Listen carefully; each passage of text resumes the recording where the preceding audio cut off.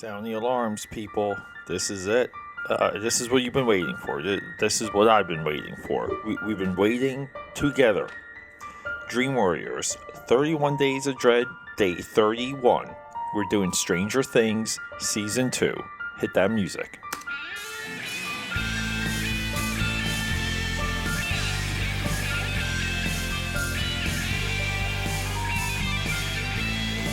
Here we are. Big day, people. Big time. It's like 5 o'clock in the morning. I just finished Stranger Things on Netflix, season two, and yeah, I was going to give you a little bit of a catch up because my catch up with intentions and what I thought was going to be cute. And I guess this is where me as programming material, I need to get a little bit better at, maybe a little bit more disciplined, but still to be cognizant of what I'm doing to just push and improve and rinse and repeat. Uh, so day 31 of the 31 Days of Dread originally was going to be Bunny the Killer Thing. And I wanted to do another bunny themed movie to complement the Bunny Man Massacre, which was day one of the 31 Days of Dread. And then, I had full intention of watching that tonight and just ended up watching Stranger Things. But then Stranger Things just flat out enraged me to the point of, I literally minutes ago I finished watching Stranger Things season two. I had to sit down and almost just do this brain dump on my feelings about what's happening with the show, and not so much where it's going, but where it is. But I wanted to give a shout out to Bunny the Killer Thing, and it's available right now on Amazon Prime. And maybe we'll read the synopsis that's on Amazon Prime. I'll at least give the movie that. In this hilarious, action-packed horror comedy, a group of of Finnish and British people. Oh, Finnish, not Finnish. I can't even say that. Finnish and British people find themselves trapped in a cabin where they are viciously attacked by a mysterious, half human, half rabbit creature. It is a home run. This is maybe the greatest movie ever put onto film, celluloid, videotape, digital. I don't. Okay, it's on Amazon Prime. I say we all go out and watch it and start up a tweet storm. It's a gimmick movie, and I'm all for it. But everything's around Stranger Things. I caught some of the initial reactions that were like I think the first six episodes. Some YouTubers and reviewers were allowed to review and discuss a week prior to the release, and I mean, again, like cross the board adulation for this series, and like everyone kind of just was like all about Stranger Things, all about this, and I'm kind of lost. I'm really lost to the appeal of this show outside of the kids, because the kids are done so well. Not Winona Ryder, not the not the teenagers, nothing but the kids. At this point, it is a kid-driven show, and I just feel like if they like if they handle the kids so well, and they know what moments to hit with the kids, they know what they really have a like a clear intent of what they wanted to reveal with the children, and kind of like their inner strife, like the things they're trying to figure out in life and what they know and what they don't know. So I think if that's your position, and that's going to be like your strong card of the deck, you got to tone back the show, meaning they have to involve, like they have to encounter stranger things, not just this demonic dimension, the upside down. Okay, it needs to be a little bit more monster of the week, like lowball type horror. Nothing world ending, because what happens is, and I felt this at the end of season one, is, they go through this experience together, which is a part of the appeal of the kids. Like to see them figure things out from a child's perspective.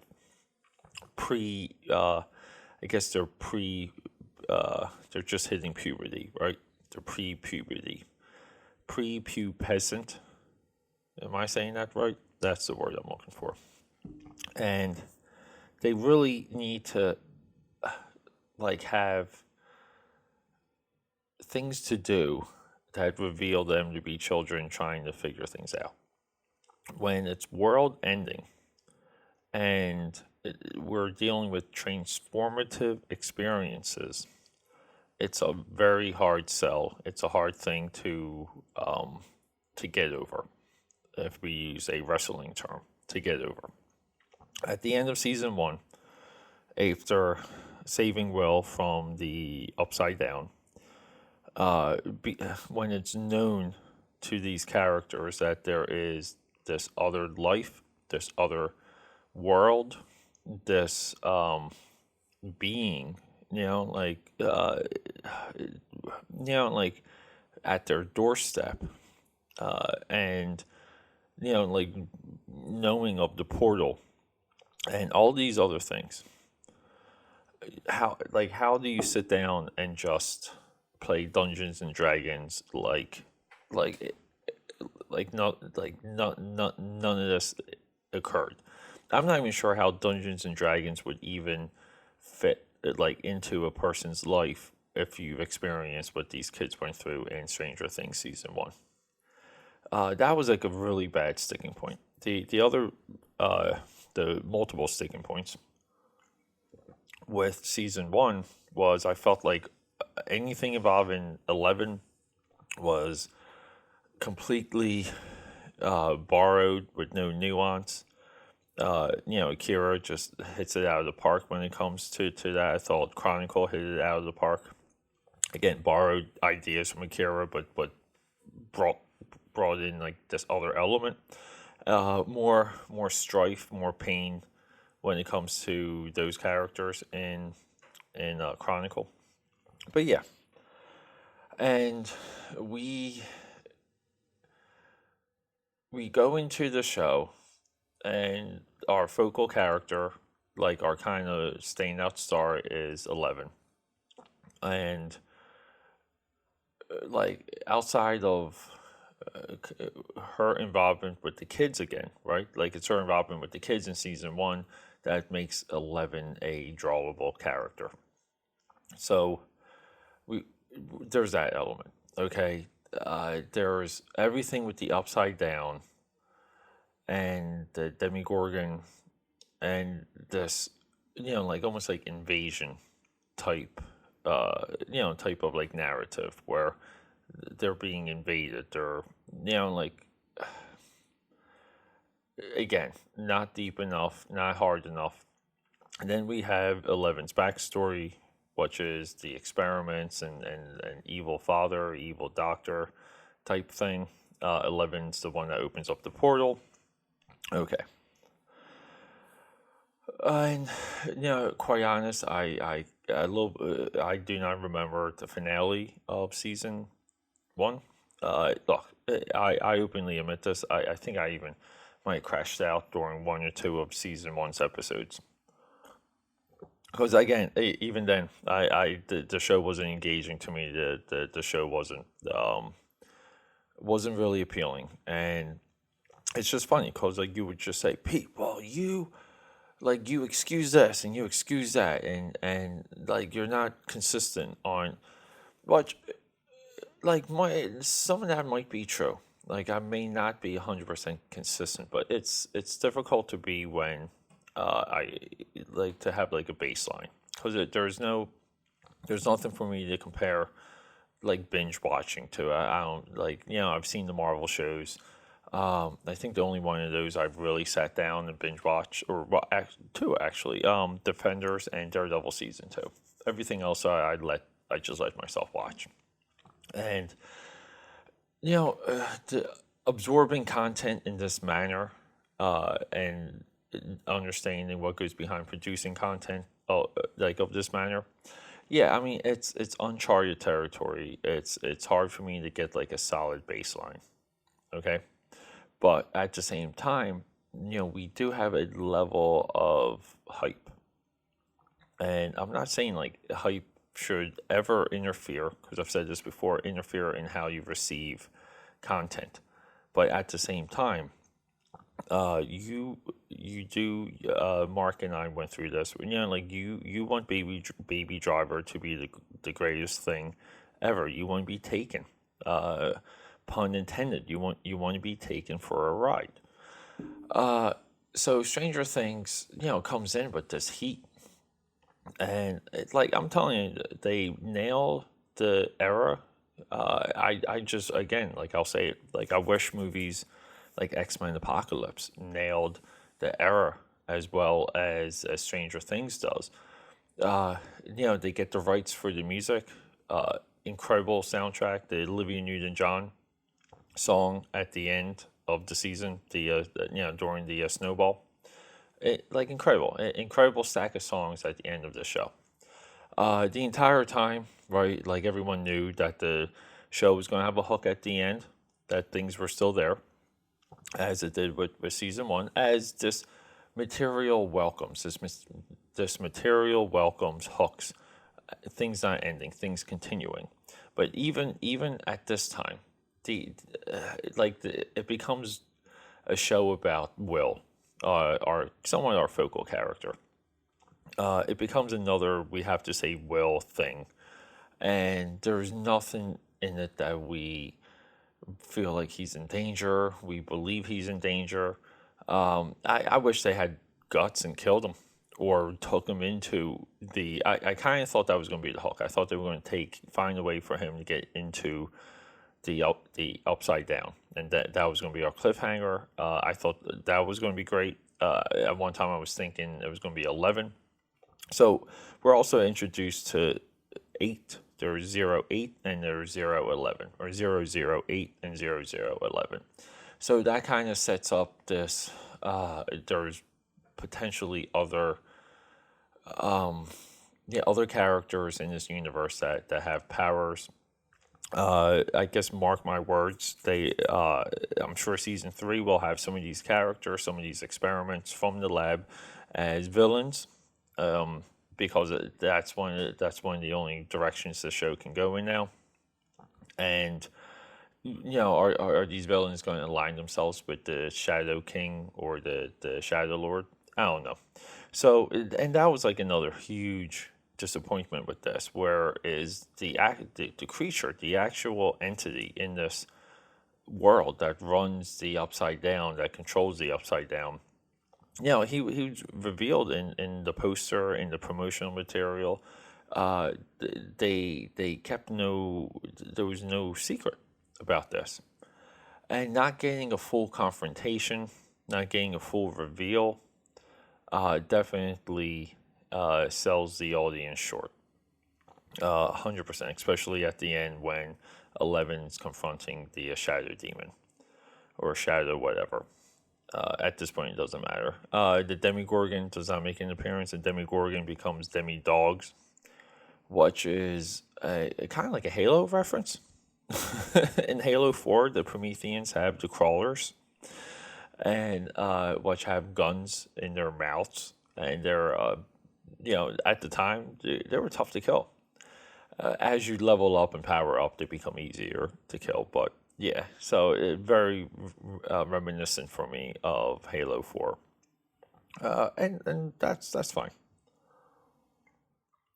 So that was like another disappointment. The other disappointment was the breaking of the rules of the boys club, the lying rule. I thought that was unnecessary. I think Dustin's revelation with his demi dog, like revelation or moment where the dog doesn't kill him. We all knew that was coming. Uh, like the rules of the upside down and the way how it dictates into crossing over, the intentions were revealed in a very Independence Day way where it's an evil entity and it wants to kill us because it views us as inferior. So there's nothing to look forward to on that. Um, like where I was kind of hoping some of it went. I was hoping the latest episode would have a full reveal of the Shadow Demon and the confrontation in our world, revealing the experiments of the lab and outing the lab to everyone because based on the news story at the end, some of the stuff we heard, yeah the rest of the world still doesn't know what's happening in the lab. So I thought they were going to change that. They were just going to pivot and just be different. But no. So again, like the show is so good with the kids, and it's horrible that it has no mythology, it has no lore to put these kids back in action. That was the only thing they had to do. I mean, I hate to say it, but one of the original thoughts for the show was that it was going to be anthology, and it very well could have been a anthology run seasons with the kids in the town and the middle school, the high school, and the teenagers, just going through angst and dealing with this supernatural stuff.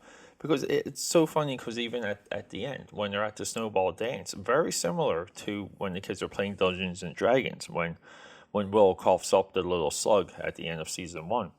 We have to question, we do have to ask, like, we have to ask ourselves, yeah, like, how would they be doing this? Like, how could they be at a dance? Like, just acting normal. Just knowing what's like, and how's anyone convinced it's over? I mean, as an audience member, you're not convinced it's over. So how are the characters convinced? And it really is trash storytelling. It's trash. It's easy storytelling when it comes to anything with the lore of the Upside Down. With what they do with the Upside Down, with the way things are positioned moving forward, it doesn't matter. It's of no consequence. Okay, and that's where the show breaks. That's a little bit of the major issue with Stranger Things. So we're like, where does the popularity come from? Where does the hype come from? It comes from people just wanting to say they're part of something. A little bit of your internet tribalism, and that fever spreading. Look, I know a lot of people that watched Stranger Things. No one's really like flipping out about it. Like people I know, like like the real audience. Yeah, they don't really know. They don't know about like where Stranger Things is taking what from, and this and that, or what is paying homage to. Some of them don't even know what Dungeons and Dragons even is. Okay, so with all that being said, a lot of these people just are still not engaged. The show doesn't capture them. The show doesn't wrap them up, nor should it, because it's not that great. Everyone loves the kids, and the kids are just, so you excuse everything to get more of the kids. But like the snowball and the moments that they had in the snowball were so much more real and authentic than anything else in the entire show. The number 8 girl and her gang completely wasted. That's what they chose to open up the season with. Completely wasted. 11 going to Chicago, which was kind of cool. She went on her own little adventure. But even 11 venturing off into Chicago, that was of little consequence. Almost the entire last episode for this, up until the dance, pretty much, or well, Eleven's showdown with the Shadow King in that little pit thing or whatever, and like, which was all Pacific Rim, like just Pacific Rim it. You got the portal, just throw a nuke in there. Just do what they did in Pacific Rim, and close the gap. Yeah, so like everything with 11 on this season, they had no idea what to do with 11. No idea. Your standout focal character, your character that kind of caught on. Like cool visuals and the waffles and things like that. Caught on. You managed to do nothing with 11. Bravo. Like I think Dustin was the standout kid. The new girl Max, complete waste. Complete waste. Her coming a part of the group. I don't know. Meaning again, it's like watching Goonies 2. If you watch, if they ever made a Goonies 2, let's just say they did, and you introduce a new character to the gang, you would not buy it. In no way would you buy it. Same as if you go back to the Little Rascals. If Schultz tried to introduce someone new into the Peanuts when we became familiar with the Peanut Gang, okay, there's reasons why these things are not done, because it's delicate and you don't mess with it. Again, like Marvel Comics nailed it. They nailed the formula in the 90s for the X-Men team, for the perfect X-Men team. Even like Blue and Gold splitting the team up. And, why haven't they recaptured that? Like you have to ask, why hasn't Marvel been able to recapture, X-Men Gold and X-Men Blue in the 90s? Because they had a formula that was delicate, and they continuously played with it to the point where the X-Men franchise is just, oh my god, it's destroyed. It's maybe the biggest fall from grace in comics when it comes to a franchise. But yeah, the girl Max, don't buy into it. The teenagers and the Yanks and the proposed love triangle, yeah, it's okay, it's fine. It could have been a little bit better. We have a conspiracy character, a John, what's his name from Totoro, right? John Totoro from Transformers. We have his level character, or Mel Gibson in Conspiracy Theory. Boom. This is a good reference there. Okay, so none of these other elements work. Yeah, so we even have Sean Astin's death, which was a good enough death, good enough thing. His character, complete ex machina, just knew how to do things at the right times. Again, I was hoping they were going to build him into something else. I thought it was cool once he started to see what was really happening.